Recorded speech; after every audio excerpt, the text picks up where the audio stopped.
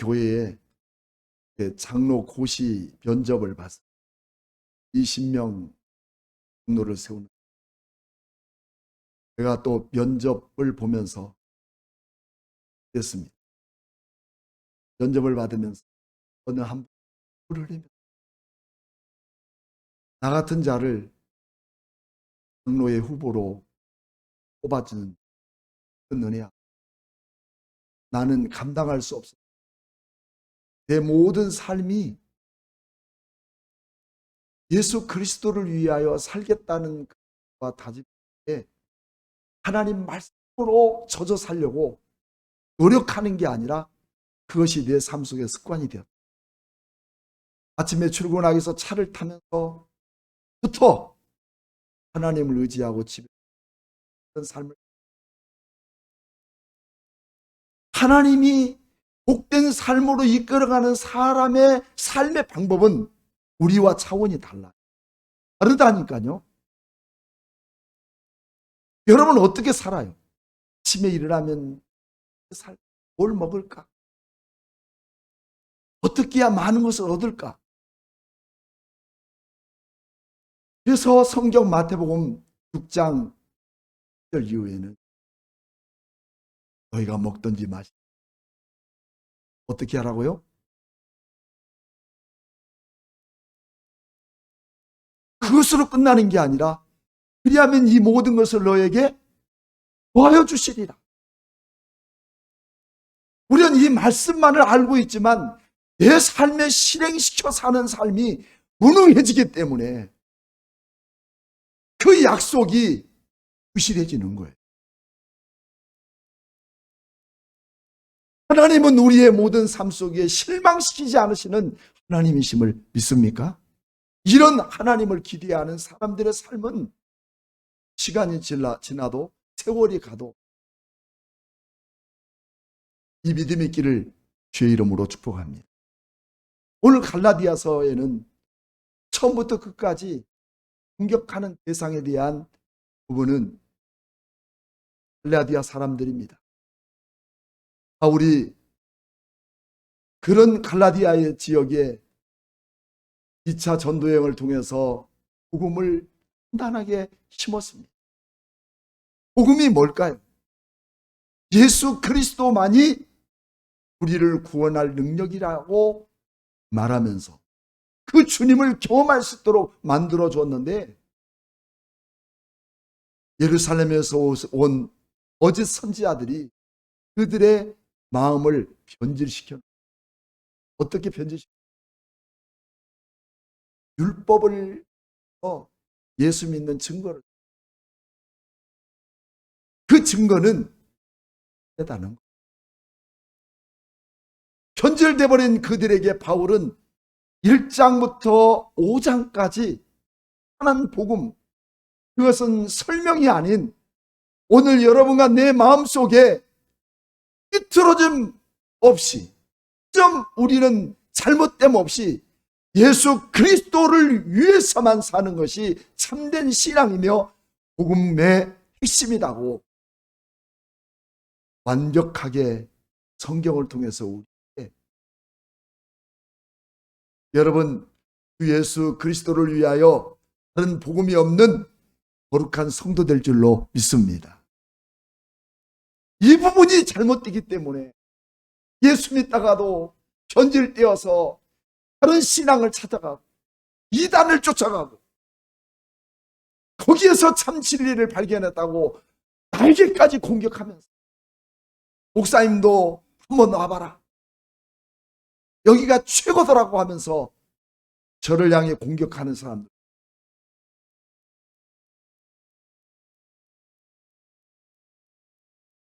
나를 위해 죽으시고 나를 위해서 사랑하신 예수 그리스도의 놀라운 흔적이 우리를 살렸다는 이 놀라운 사실 앞에 한 점도 흔들림이 없는 우리 성도들이 될 줄로 믿습니다.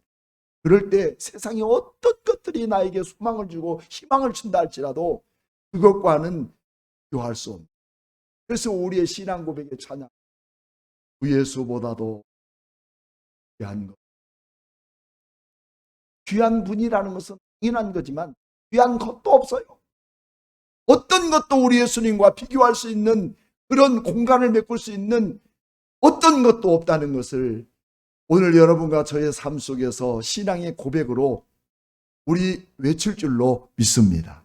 이것이 오늘 사도 바울에 대한 갈라디아서의 증명이에요. 근데 6장에 와서는 좀 달라. 그래서 갈라디아 성도들을 공격하고, 그래서 갈라디아 사람들을 우리는 멸시하고 지적하고 공격하고 정의와 공의를 잣대로 내세우면서 그렇게 살면 안 된다고 구박도 하는 것이 어쩌면 갈라디아서처럼 보여서 우리 교회 안에도 많은 사람들이 온전하게 신앙생활만 하지 않잖아요. 어떤 때는 훌륭한 권사의 직분을 하고 제멋대로 예배도 빼먹고 마음대로 따들고 이런 일을 하라고 하나님이 세운 여러분의 성전직이겠습니까? 근데 사람은요, 그럴 수도 있어요. 목사님도 주일날 예배 드리러 오다가 예배를 드리지 못하는 경우도 있어요. 근데 저는 한 번도 그러지 안 되더라고요.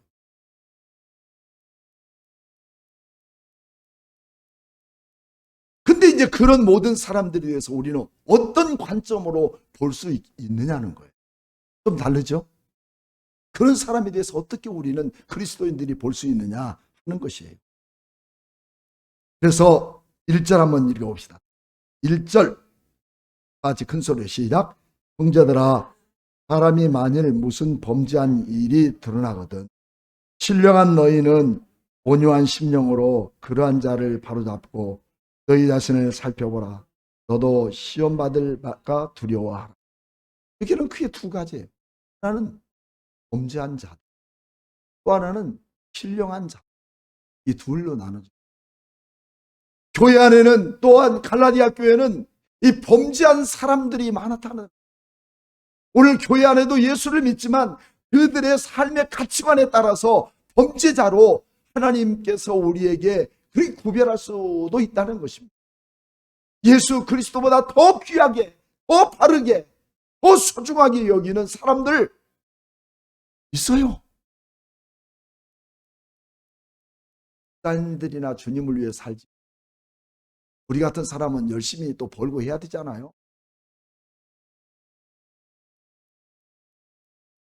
버는 사람 열심히 주를 위해 살.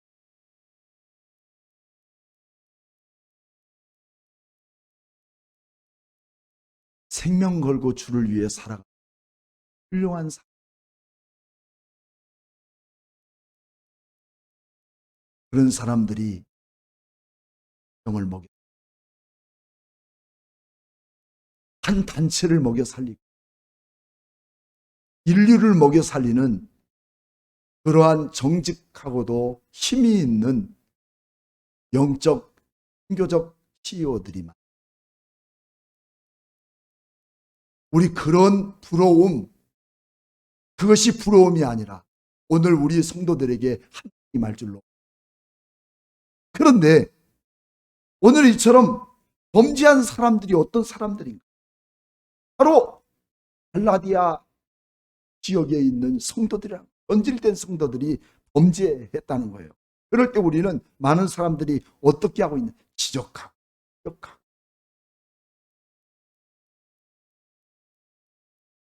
여러분 우리 그런 심리 얘기잖아요. 때문에 그래.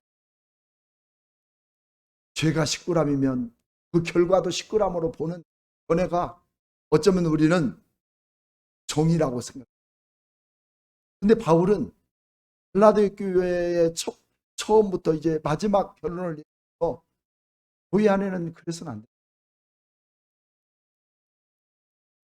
그럼 어떻게 해야 되느냐? 형제라고 표현한 것은 뭘 말하냐면 지극히 속을 말하.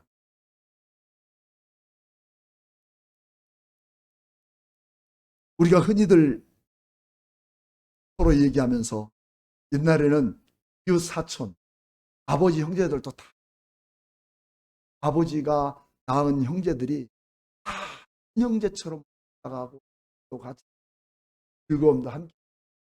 요즘 아이들은요, 애들이 없고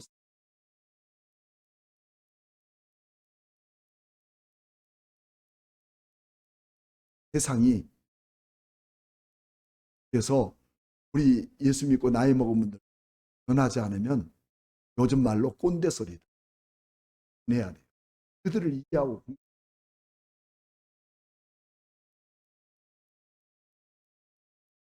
물론 잘못된 것들도 많아요. 그래서 우리는 뭐냐면 때가 많아요.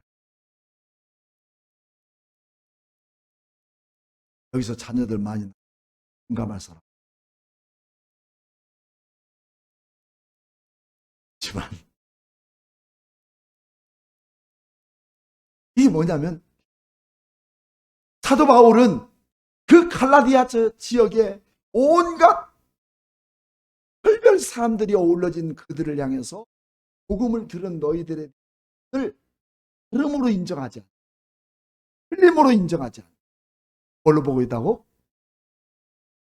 근데 그 사실은 진짜 우리가 볼 때마다 들르고 틀리고 변질되고 해치고 보여진 부분. 바울은 또 다른 데서는 이건 뭘 말할까요? 바울이 보는 개념은 다르다고요. 바울이 생각하고 있는 그 가치관은 성도의 개념이 다르다고요. 우리 교회도 마찬가지로 왜 여기까지 오게 됐는가?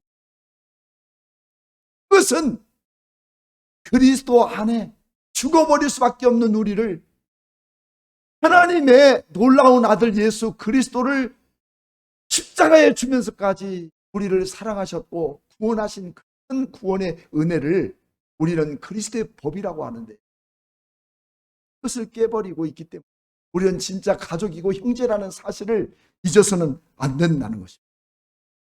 그래서 그런 성도들, 이런 수많은 온갖 교차되고 있는 이 성도들에 대한 삶에 대하여 우리는 어떻게 살아야 되는가? 1절에 말씀하고 있는 그것은 뭐냐면, 그런 범죄자들에 대해 신령한 너희들은 예수 그리스도의 그런 법을 따라 살아가는 참된 그리스도인들, 너희들은 어떻게 되냐면 신령해서 그들을 온유한 심. 여러분, 고대 당시에는 여러 많은 그런 의학들이 발달돼서 의학 용어들을, 터키에 가면 훅갈레라고 하는 엄청난 전체 온천물들이 위에서부터 흘러내리고 흘러내려서 산 전체 이렇게 산들이 만들어 계단식으로. 우리나라는 계단논이 돼 있잖아. 거기는 계단식 온천이 갈레라는 온천이 있어요. 온천물.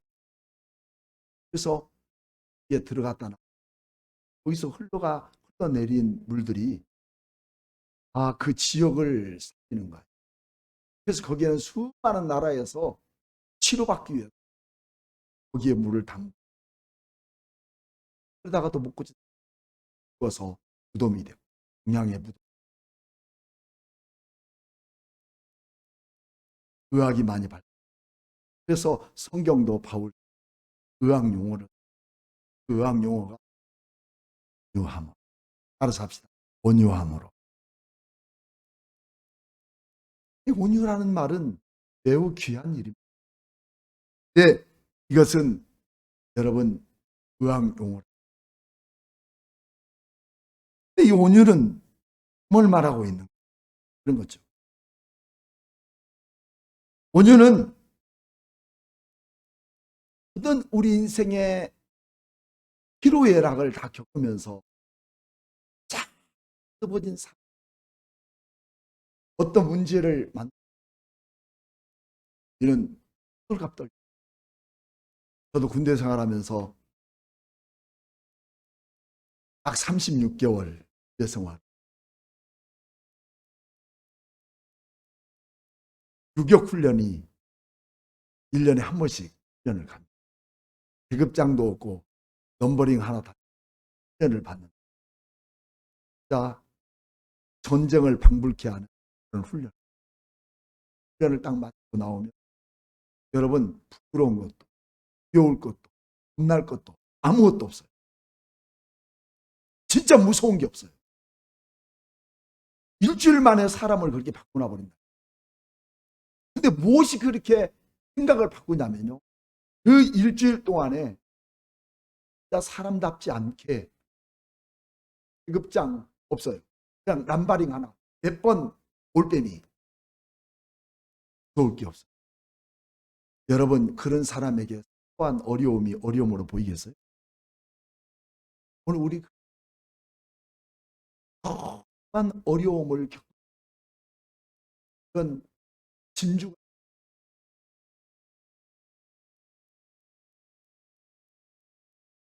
그렇게 대하는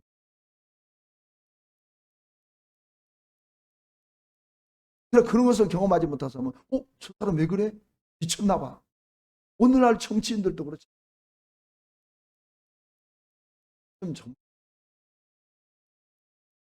이태원 사고 가지고 정작 당한 상처받은 사람 그냥 들추기 싫은데도 정치인들을 그거 가지고 이렇게 그거 가지고 저래. 그래서 결국은 정치인들의 쌈.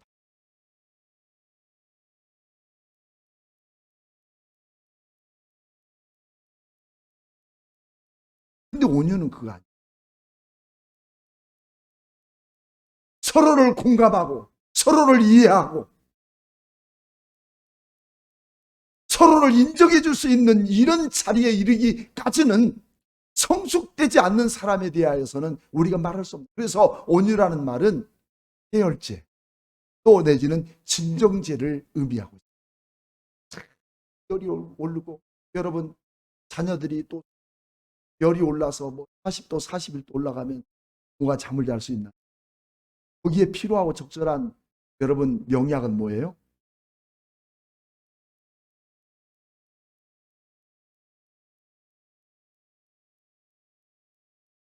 이게 온유예요. 열이 올 방해해요. 그 사람에 대한 고통과 고충을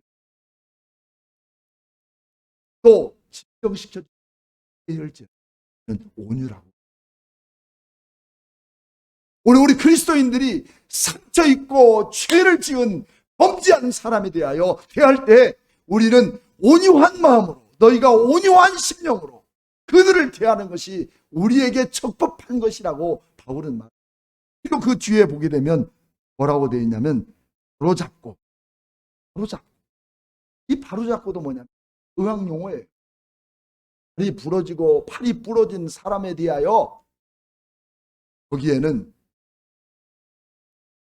보대를 대고 꽁꽁 묶어서 다르게 잡아주는 것을 우리는 보대 역할, 그것을 바로잡기 위해서 부러뜨려 버리고 이런 것이 아니에요. 깨지고 터지고 부러지고 보대를 대어서 묶어서 그리고 아물 수 있도록 만드는 것이. 바울 사도는 그 지역의 아픔을 우리 서로가 감내하고 그 일을 치료해 나갈 수 있는 것이 뭐냐면 형제라는 귀한 성도. 교회 안에 이런 사랑, 이런 공감, 이런 인정해 줄 수 있는 것들이 되어지지 않는 교회는 매일매일 전쟁판이에요.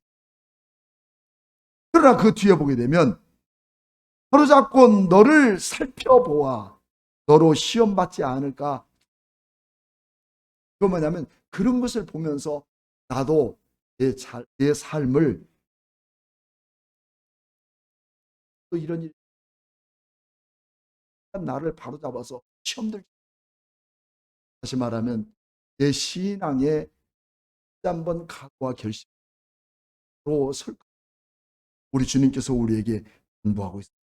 이것이 잘못된 신앙이나 잘못된 함정에 빠지지 않도록 우리에게 바른 성경의 말씀으로 나를 잡게 하는 것이 은혜라고 우리는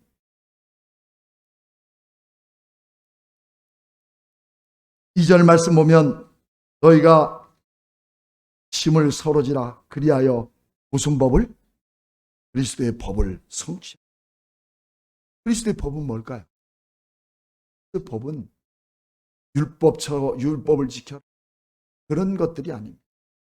여러분 일하는 지금도 시위가 일어나서 수많은 사람, 그 이유는 여러분들이 방송을 통해서 잘 안 것처럼 9월 13일 테헤란에서 복시 경찰에게 22세 젊은 쿠르드족 여성이 히잡을 바로 쓰지 않았다 감금되었다가 죽은 사건. 이게 바로 뭘까요?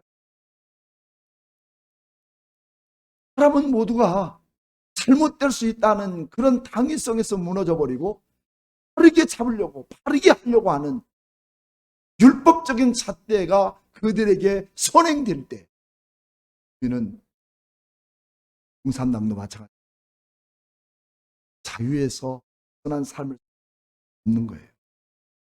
그래서 우리는 그리스도의 법은 이런 법을 말하는 거예요. 율법이 아니고 또 할례가 아니라 그리스도의 법은 자기를 십자가에 못 올라온 법. 우리를 향하여 어떤 것들도 용납하시고 어떤 것들도 용서해 주시는 하나님의 지극히 큰 사랑이 우리 안에 세워지는 능력이 되어야 될 줄로 믿습니다. 서로 예수 믿고 권사님 정도 사람 품을 수 있는 우리의 모습들, 그러려면 이런 그리스도의 법이 우리에게 장게 적용돼야 된다. 그래서 우리는 바로잡고라는 말을 우리에게 세워주는 것입니다. 주변에 여러 가지 범죄한 모든 사람에 대하여 대할 때 첫째는 어떻게 하고요? 온유하게. 그리고 내 자신을 살펴보고, 그리고 우리에게 잘못된 신앙, 잘못된 함정에 빠지지 않기 위해서 나를 돌아볼 뿐만 아니라 우리는 바로 잡는 것은 바로 잡아야 돼. 그럼 저렇게 해서 놔서는 안 돼. 이것이 아니라 그 아파하는 것들을 우리는 또 지지대를 대서 해주고 그런 것이 바로 잡는 것이라고 성경은 우리에게. 그리고 2절로 넘어가 보면 그리스도의 법을 성취해 나가기 위해서 할 일이 있죠. 그게 뭘까요? 첫째는 너희가 어떻게 하라고요? 짐을 지라. 그러면 짐을 지라 앞에 보면 자그마한 일자가 보입니까? 안가로 일자 있죠? 그 밑에 주석을 보면 뭐라고 써 있어요? 또는 무거운 짐. 짐이라고 하는 것은 무거운 짐. 이것을 우리는 원어로 풀어보면 뿐만 아니라 고통스러운 아픔, 그것을 지라는 거예요. 2절에서는 짐을 서로 지라. 더 나가서 저기 5절 말씀 보면 각각 자기 짐을 질 것이라. 두 가지는 같지 않는 또 다른 짐을 말합니다. 여러분, 오늘 1절에서 5절 말씀의 공통적인 내용은 공통분모가 다. 짐은 신경은 고통. 요즘 우리나라는 저출산으로 인해 심각한 인구난에 좀 도달이. 1년 안에 우리나라는 나의 존재마저도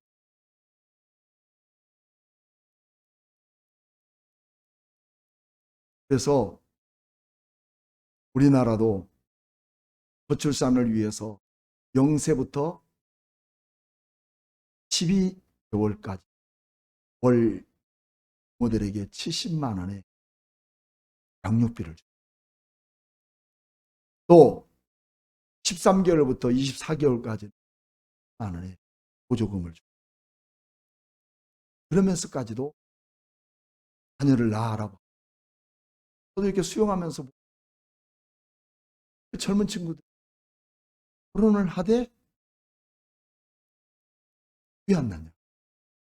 그 힘들게 어떻게 아기들 기운들 그 아이들이 앞으로 세상을 살아간다는 너무 힘들다는 거. 너무 힘들다고 알아. 그 뭐냐? 그런 힘겨운 것들을 위해서 그런 자녀들에게까지 그 아픔을 남겨주고 싶다는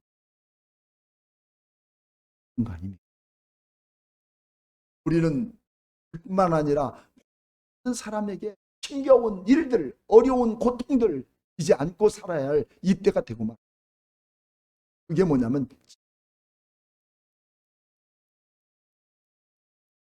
2절에서는 서로 짐을 지라. 5절에서는 각 두 짐은 동일하지만 짐을 지는 처음에 2절에서 짓는 자기 짐은 서로 지는 것은 서로 져야 될 짐은 뭐냐면 혼자서는 질 수. 이것은 공동체가 져야 될 짐. 우리 교회도 마찬가지. 나 혼자만이 아니 특정된 열정 있는 우리 권사님들만이 짓는 짐이 아닙니다. 우리 모두가 져야 될 공통적인 짐이에요. 그러기 위해서 우리 하나님께서 우리를 이곳에 주시고 이곳의 자리에 지게 만드셨어요. 가정도 교회도 사회도 국민의 한 사람으로서 해야 될 그 자유를 정당히 지켜나갈 줄 아는 사회가 가정도 교회도 건강한 되겠네. 저는 늘 여기 동부간선도에서 동부간선도를 지나기 위해서 중랑교를 지나서 빠져나가 늘 느끼는 게 거기 돌아 나가면 차들이 옆에 안 보이잖아요. 그래 그 옆에가 큰 보따리, 작은 보따리, 검정 보따리 항상 거기에 버려져. 거기 지나면서 사람들이 문을 열고 보따리 안에 있는 쓰레기 갖다. 심각해요. 늘 있어요. 한번 여러분들도 운전하고 하시면 나 하나 분리수거 나 하나 찌면 괜찮아. 우리 그리스도인들은 모두가 함께 짊어져야 할 우리의 짐이에요. 하나님이 그 일을 하라고 우리에게 맡겨준 사명이에요. 그럴 때 건강한 교회가 되고 건강한 사회와 가정이 되는 거예요. 이 거룩한 책임이 오늘 2절 말씀. 한번 2절 다시 한번 읽어보세요. 시작. 너희가 짐을 풀어지라. 여기까지. 그래서 앉으면 배를 쓰고 발부등 친다고 되는 게 해야 돼. 우리는 함께해요. 더불어 살아가는 거예요. 함께 아픔을 공유하고 함께 대할 수 있는. 옛날에는 서로와 교제하기 위해서 어떻게 했어요? 말을 타고 다니면서 이웃을 만났어요. 그러다가 이제 과학이 발달되면서 비행기를 타고 다니면서 이웃을 만나고 그랬어요. 지금은 안 가도 뭐가 있기 때문에 핸드폰 톡 하나 모든 통. 그런데 가장 취약점이 어디냐? 교회는 누군가 아프다고 한마디도 공감이 되지 않고 하나도 우리의 마음이 전달되지 않고 공유되지 않는 이와 같은 사회 속에서 바울 사도는 이와 같이 서로 짐을 지라고 말씀하고 있는 거예요. 함께입니다. 우리는 함께 공생할 수밖에 없는 것이 이 땅의 모습 아닙니까? 나 혼자 편하겠다고, 나 혼자 더 하겠다고, 나 혼자가 더 복받고 구원받겠다고 어려움의 짐을 내놓는 것. 또 5절 말씀 같이 읽어봅시다. 시작. 각각 자기의 짐을 질 것이다. 자기의 짐이 뭘까? 누구나 함께 질 수 없는 짐, 나만이 질 수 있다. 주님의 십자가, 내 몫에 태인 십자가가 있어. 이것을 묵묵히 져. 그런 성도에게 하나님이 그런 사명, 남이 할 수 없는 것, 나만 할 수 있는 것. 여러분 있습니까 없습니까? 이것이 나에게 있는 거예요. 누구도 할 수 없지만 하나님이 나에게 이 짐을 맡기신 것을 통해서 감당해야 되겠다는 이 큰 은혜를 내게 주셨다면 이것은 나에게 맡긴 5절 말씀. 각각 자기 짐을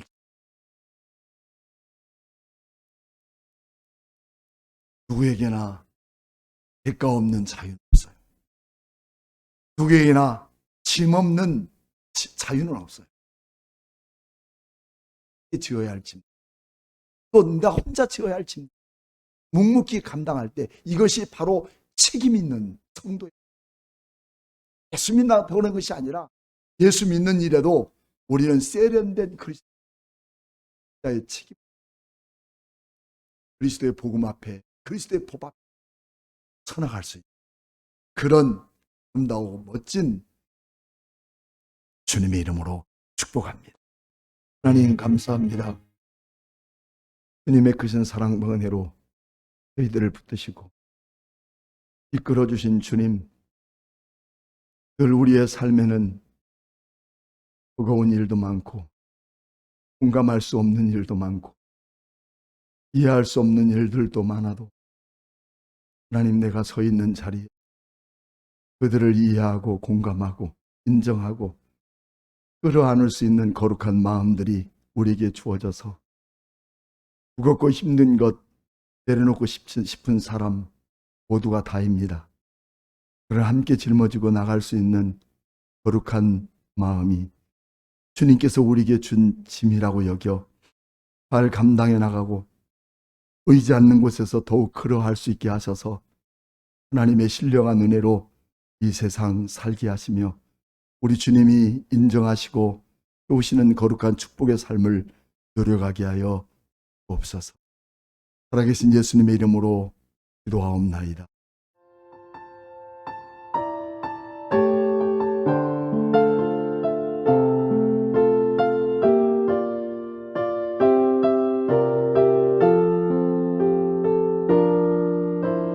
내게 주어진 하루